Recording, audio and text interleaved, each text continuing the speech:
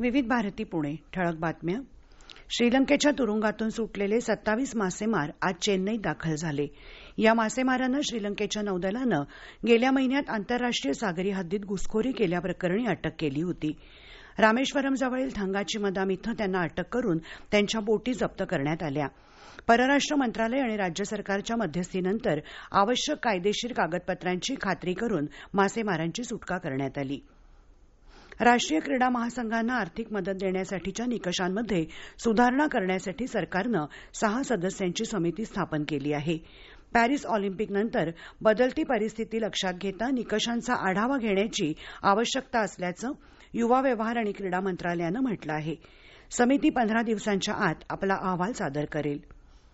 नवी मुंबई महानगरपालिकेच्या शाळेतील विद्यार्थ्याच्या मृत्यूप्रकरणी अहवाल पडताळणी करण्याचे आदेश महापालिका आयुक्त डॉ. कैलास शिंदे यांनी दिले आहेत. 8वीत शिकणाऱ्या या मुलाचा 25 फेब्रुवारीला खोपोली इथल्या मनोरंजन केंद्रात मृत्यू झाला. या घटनेनंतर महापालिका प्रशासनानं या सहलीचं नियोजन आणि अपघाताबद्दल स्पष्टीकरण देणारं एक प्रसिद्धीपत्रक जारी केलं आहे.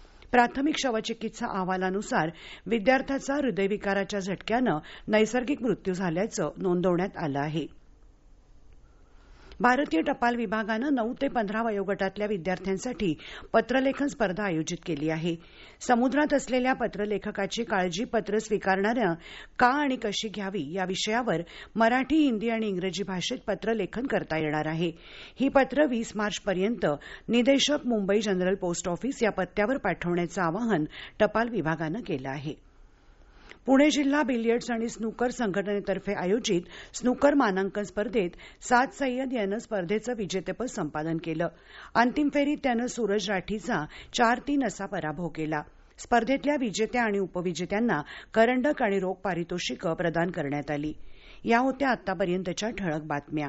यानंतरच्या ठळक बातम्या सकाळी 10:58